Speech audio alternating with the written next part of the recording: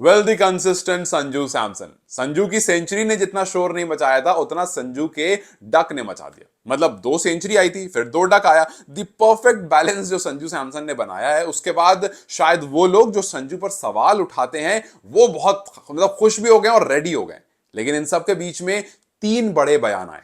एक Adam Gilchrist की तरफ से, दूसरा संजू के फादर की तरफ से, और तीसरा संजू के कोच की तरफ से। हालांकि इन सब के बीच में मैं आपको एक केकेआर की स्टोरी सुनाऊंगा, बड़ी इंटरेस्टिंग स्टोरी है और उससे आपको शायद चीजें समझ में आएगी। लेकिन सबसे पहले ये स्टेटमेंट समझनी जरूरी है, क्योंकि संजू के फादर ने कुछ वैसी ही बात कही है जो एक टाइम पर युवराज सिंह के फादर ने कही थी।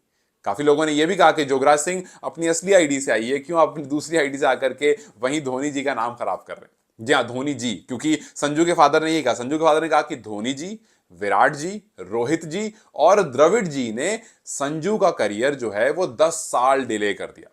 अब देखिए, जब संजू ने सेंचुरी लगाई थी उनकी भी स्टेटमेंट कुछ ऐसी आई थी कि 10 साल स्ट्रगल करने के बाद मैं यहां पहुंचा हूं, इतनी आसानी से मुझे इंडिया की जर्सी पहनकर रन स्कोर करने का मौका नहीं मिला। आज जब मिला है तो मैं उसको पूरी तरह से यूटिलाइज करना चाहता हूं।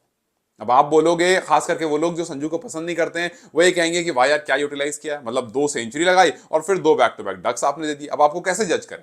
हालांकि संजू के जो फैंस हैं वो डक पर ज्यादा फोकस, संजू के जो अगेंस्ट हैं वो डक पर ज्यादा फोकस कर रहे हैं, और जो फैंस हैं वो 100 पर ज्यादा फोकस कर रहे हैं। लेकिन आप दोनों को संजू के कोच का बयान सुनना चाहिए। संजू के कोच ने कहा कि संजू सैमसन जो है वो वीरेंद्र सहवाग की तरह है।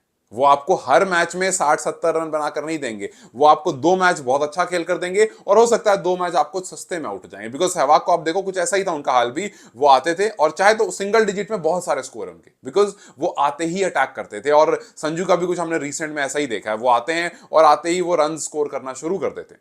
उन्होंने कहा कि संजू आपको सहवाग की तरह है, तो आप अगर उनको 2 सेंचुरी पर अप्रिशिएट कर रहे थे तो 2 डक पर क्रिटिसाइज करोगे वो ठीक है, लेकिन आप उस पर जज नहीं कर सकते हो। आपको इंतजार करना पड़ेगा, समझना पड़ेगा। क्योंकि आप देखो आईपीएल की तरफ संजू को मौके मिले, बैक टू बैक मौके मिले, और संजू ने बैक टू बैक परफॉर्म किया। एक पूरे सीजन उठाकर आप देखोगे तो आपको संजू की परफॉर्मेंस देखकर समझ में आएगा कि ये वो खिलाड़ी है जो जिस मैच में चलेगा उस मैच में उसकी टीम जो है वो मोस्ट प्रोबेबली जीतेगी, क्योंकि एक बड़ा टोटल आ जाएगा बोर्ड पर। और जिस मैच में नहीं चलेगा वहां पर दूसरों को समझ थोड़ा सा जिम्मेदारी लेनी पड़ेगी, जैसे कल तिलक वर्मा ने ली थी।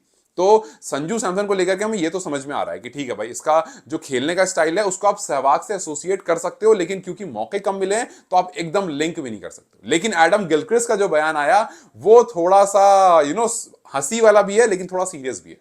एडम गिलक्रिस्ट ने कहा कि जब मैंने सुबह सुबह हेडलाइन देखी और उसमें संजू सैमसन का नाम देखा तो मुझे लगा आईपीएल जल्दी शुरू हो गया है क्या, क्योंकि इंडिया से तो मौका मिलता नहीं है इसको।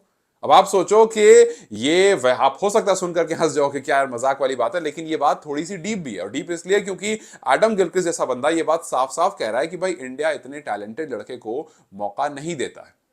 अब टैलेंट वाली बात पर मैं आपको वो केकेआर वाली स्टोरी सुनाऊंगा जो सुनकर के आपको लगेगा कि यार कुछ तो बात है संजू सैमसन में।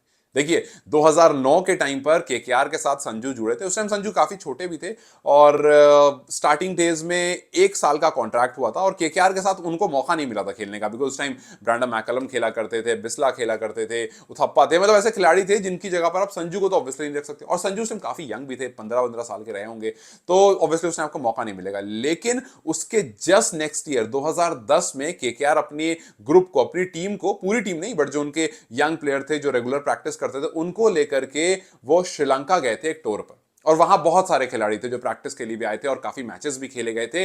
वहां पर नेट्स में संजू पता है किसके सामने खेल रहे थे? संजू वाज 15 बैक देन, और 15.5 15.5 साल के आसपास के होंगे उस टाइम। वो मोहम्मद इरफान, 7 फुट 1 इंच के मोहम्मद इरफान, जो पाकिस्तान के फास्ट बॉलर हैं, जो उस टाइम पर कुछ 28-29 साल के रहे होंगे, मतलब वो अपनी पीक पर थे और संजू उनको नेट्स पर बहुत जबरदस्त खेल रहे थे। और ये बात खुद केकेआर के ओनर्स ने रिवील की है कि हम उस टाइम 2010 में संजू को लेकर के काफी फोकस थे। लेकिन प्रॉब्लम ये थी, पहला कि संजू काफी यंग थे, उतना एक्सपीरियंस नहीं थे, दूसरा हमारी टीम में जगह ही नहीं थी कि आप ये सोचो कि संजू को आप ऐसे ही रखो बेंच पर और 1 साल 2 साल 3 साल 16 17 18 साल का हो जाए तब आप डेब्यू कराओ, उतना नहीं था। तो उस टाइम पर हमारे पास जब हम संजू को खेलता हुआ देखते थे तो हम कहते थे कि यार ये कुछ जबरदस्त बंदा है। आप सोचो कि 7 feet 1 inch Irfan, the tall guy, जो 140 145 उनकी स्पीड थी, अच्छी खासी स्पीड से वो गेंदबाजी करते थे, और वो नेट्स में संजू को बॉलिंग कर रहे हैं, और वो 15 साल का संजू जो है उनको मजे से खेल रहा है। ये प्रूव करता है कि संजू एक्सट्रीमली टैलेंटेड है, लेकिन आप उनको उतने मौके दोगे तब जाकर समझ में आएगा।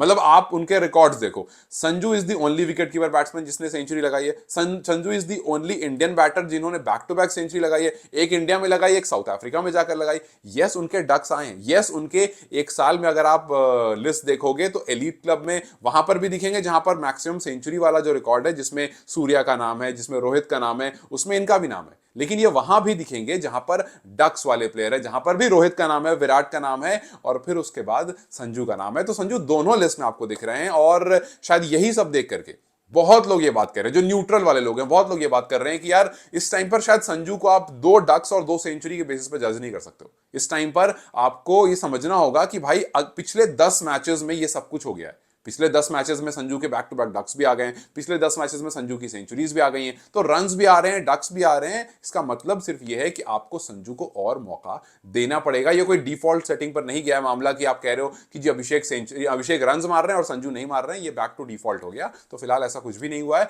फिलहाल यह है कि संजू को मौका और देना चाहिए, ऐसा बहुत लोगों का मानना है। खैर आपका क्या मानना है, कि आपको लगता है कि वाकई ये डिफॉल्ट सेटिंग में चला गया है जहां पर संजू रन्स नहीं करते हैं और जस्टिस फॉर संजू होता है, या फिर ये उस स्टेज पर है फिलहाल जहां पर आपको संजू पर ट्रस्ट करना पड़ेगा और आपको संजू को बैक करना पड़ेगा, जैसे आपने एक टाइम पर शुभमन गिल को किया, जैसे आपने ऋषभ पंत को किया, जैसे आपने बहुत सारे खिलाड़ियों को उनके बैड डेज पर बैक किया है, उसी तरह से संजू को भी बैक करना होगा। बिकॉज अगर आप संजू के अलावा दूसरा देखते हो, ऋषभ पंत, उनका T20 करियर देखोगे, 23 का एवरेज है, 65 उनका हाईएस्ट है, जबकि वो लगभग 75-76 मैचेस खेल चुके हैं।